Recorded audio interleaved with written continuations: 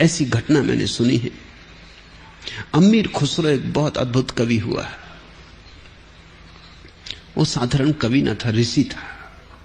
उसने जाना था वही गाया है। उसके गुरु थे निजामुद्दीन औलिया, एक सूफी फकीर।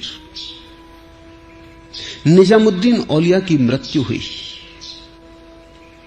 तो हजारों भक्त आए। अमीर खुसरो भी गया अपने गुरु को देखने। लाश रखी थी, फूलों से सजी थी। अमीर खुसरो ने देखी लाश और कहा, गोरी सोवत सेज पर, मुख पर डारे केस। चल खुसरू घर आपने, रैन भई यह देश, मुख पर डारे केस। गोरी सो रही है सेज पर, मुख पर केस डाल दिए गए। चल खुसरू घर आपने। अब ये वक्त हो गया, अब रोशनी चली गई इस संसार से, अब यहां सिर्फ अंधकार है। चल खुसरू घर आपने, रैन भई यह देश। ये देश अब अंधेरा हो गया, रात हो गई।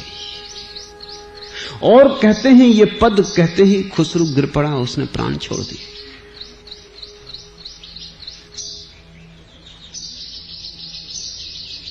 बस ये आखिरी पद है जो उसके मुंह से निकला।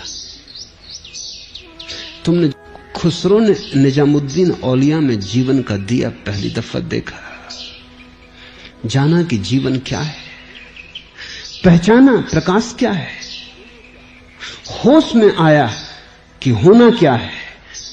उस दिए के बुझते ही उसने कहा, हमारे भी घर जाने का वक्त आ गया।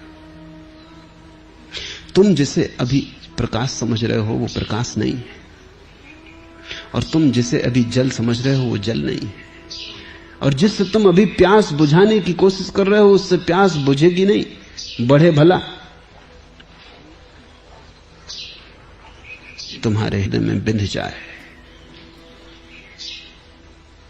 और तुम्हारे नख से लेकर सिर तक विरह की पीड़ा में तुम जल उठो। एक ही प्रार्थना हो तुम्हारी अभी कि तेरा विरह चाहिए, तेरा निमंत्रण चाहिए, तू बुला, तेरी पुकार चाहिए। एक ही प्रार्थना और एक ही भाव रह जाए कि उससे बिना मिले कोई सुख, कोई आनंद संभव नहीं है। तो फिर देर ना लगेगी। बिना हाथों के, बिना प्रत्यंचा और तीर के, उसका तीर सदा ही तैयार है, सदा है।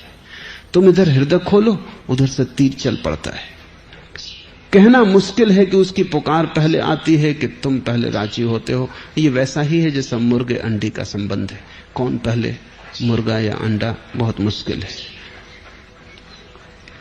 भक्त पहले कि भगवान पहले, बहुत मुश्किल है। पर तुम इतना तो करो ही कि अपने हृदय को खोल दो। तुम राजी रहो, वो जब तुम्हें पुकारे तो तुम चल पड़ने को राजी रहो, पागल होने को राजी रहो। उस राजीपन में ही तुम्हारे जीवन में रूपांतरण होगा, महाक्रांति होगी।